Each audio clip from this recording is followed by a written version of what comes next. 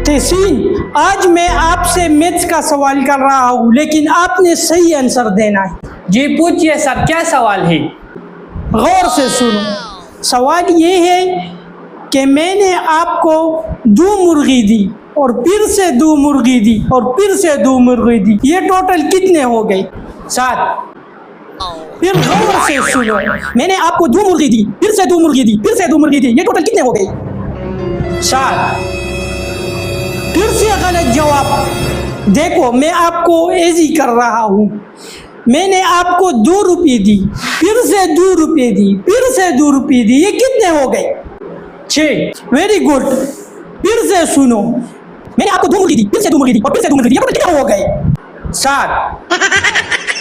बस, बहुत हो गया। कैसे 7 हो गए? 2 और 2 और 2 कितने हो गई? 6 हो गई ना? नहीं सर, 7। एक मेरे साथ पहले से था।